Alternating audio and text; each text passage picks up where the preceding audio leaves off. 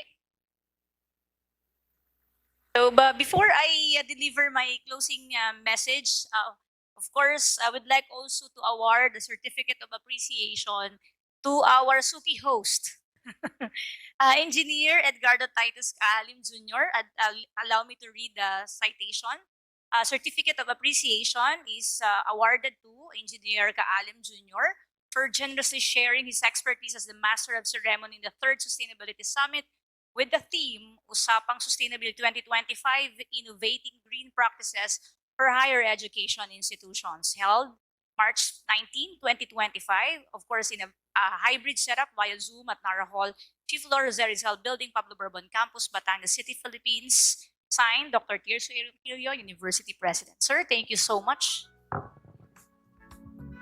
Miss Anna, please join me.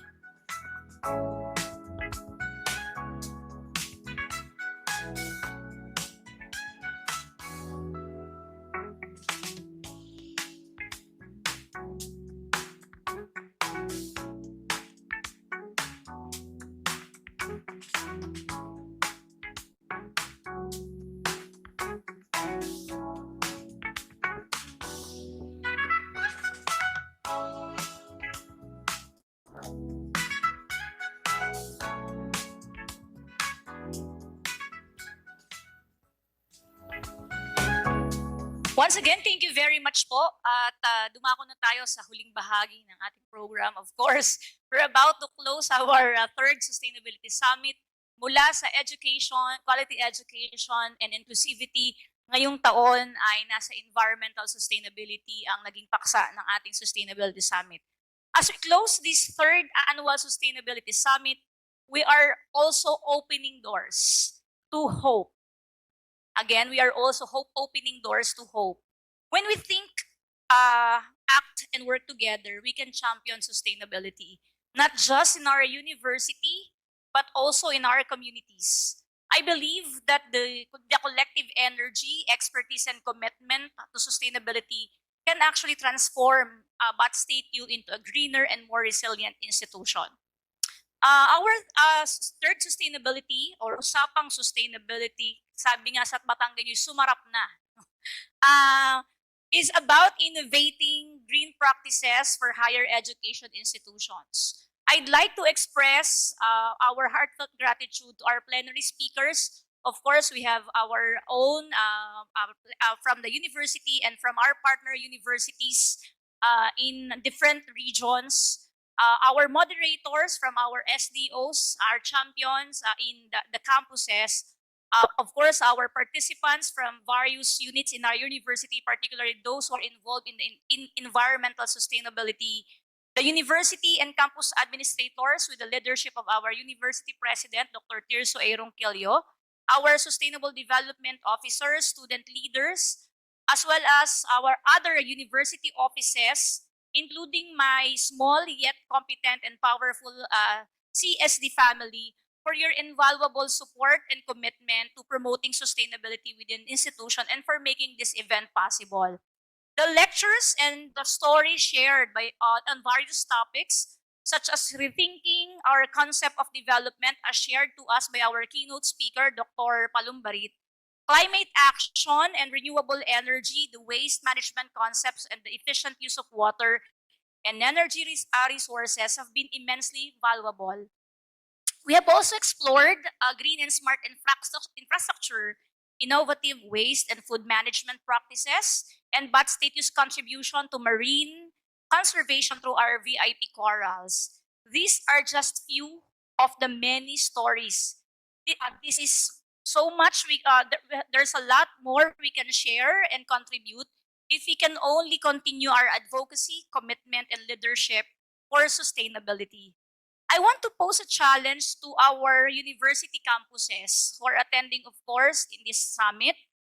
let us increase our efforts to conduct research and drive innovation focused on developing. I've heard in some of the lectures that sustainability, particularly in green and smart campuses, too costly. But how can we actually contribute as a national engineering university in the country, in the Philippines, so we can increase our efforts to conduct research and drive innovation focused on developing low-cost solutions through student and faculty researches and capstone projects. It is crucial that we upskill the technologies we create and ensure they reach our communities, especially the low-income communities with the limited funds and resources to purchase advanced technology and solutions. Our goal is really to help these communities tackle their environmental sustainability challenges effectively. Kanina, habang nag-uusap po kami ni Dr. Palumbarit during breaks, naisip namin na napag-usapan namin na kahit anong ginagawa natin sa ating institusyon, and we're trying to drive innovation and of course influence our students and faculty, kung yung ecosystem natin sa labas ay hindi supportive sa ginagawa natin, kung paglabas ay malaki yung challenge natin para yung lahat ng pinag-usapan natin ngayong araw na ito ay may mga bottlenecks, mahihirapan tayo. So it's also a challenge to not just develop research but also influence policy and governance, because if our leaders will remain silent and will not be innovative or will not decide based on the evidence and based on science, mahihirapan tayong ipagtagumpayan ito. So the challenge is as well to go to our to influence our local government, our policymakers to support what we are doing. So we cannot operate in silos. And our goal should be to help these communities and also our local leaders. Ang nakakalungkot, if we interview, and I hope that research will be conducted to actually understand kung ano yung lagay o taya ng local government at saka yung mga communities natin pagdating sa sustainable development. Sad to say, there are LGUs na hindi po alam yung sustainable development goals. So furthermore, I also call on our university and campus administrators to rethink our development and investment plans to embed to embed and to increase our commitment to environmental sustainability practices throughout our operations. This includes, of course, we have already the policy, but the implementation of our plans ay dapat nating tingnan at challenge sa atin how we can embed this. Like, for example, the installation of rainwater harvesting system and water reuse facilities, the implementation of sewage treatment plants with plans for reuse, the integration of waste management features, and other small-scale green reuse, and of course, the infrastructure practices. Kanina, there is a question about paano ba kapag limited yung space, wala tayong composting, paano yung mga residuals natin. And it's also a challenge to rethink on how we develop technologies because it's possible. And it is marketable actually for low-income communities and institutions that would like to practice sustainability. And if we can include this in our priority initiatives, we can set a powerful example and make a significant impact on our campus and the communities we serve. To all our speakers, of course, maybe some of them maybe not already in the Zoom, no longer in the Zoom. Thank you very much for sharing your insights, and for, of course, because of time difference, some of them record their lecture or their talk. Your contribution enrich our discussion in our Usapang Sustainability. This is our first time in our Usapang Sustainability to involve other institutions, because in the past, it's just about us talking about our issues. And I hope that they inspire our participants and key individuals to champion environmental sustainability at the university, guiding us towards a more sustainable future.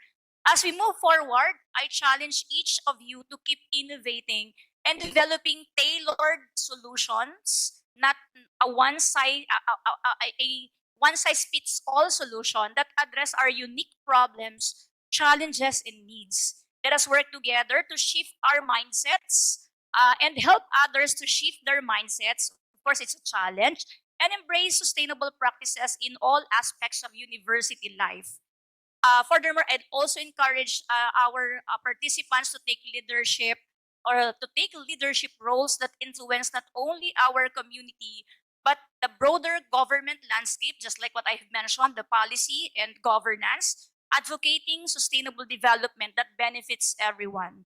Thank you for being part of this very important activity of the university towards sustainable development. This endeavor is not just for us.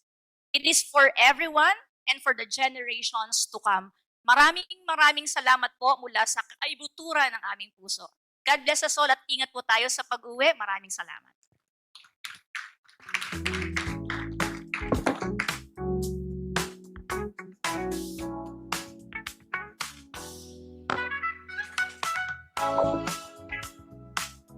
Thank you very much.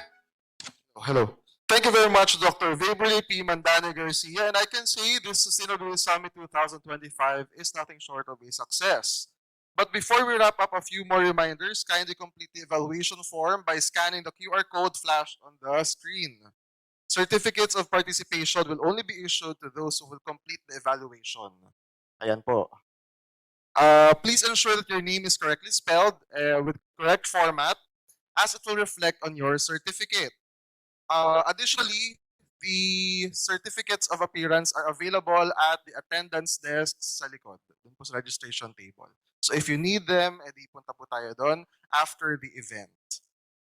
So finally, thank you very much to everyone who have participated. We invite the participants for a photo opportunity with our university officials. We'll do this per campus.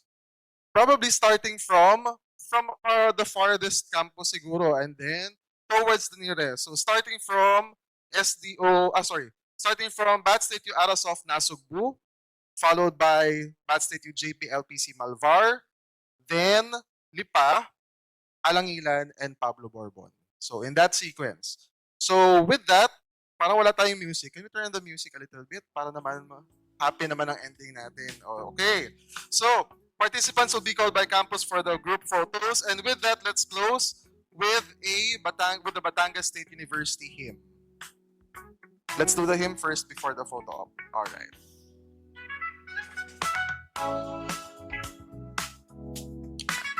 Ayan.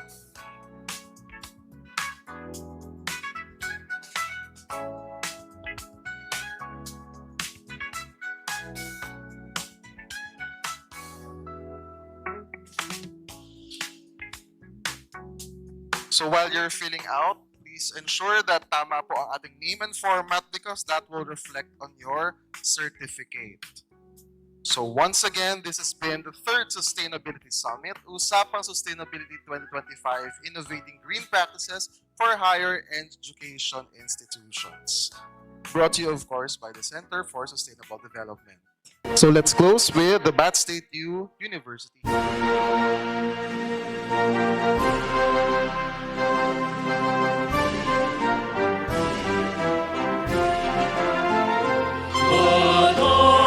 Batangas State University, the national engineer.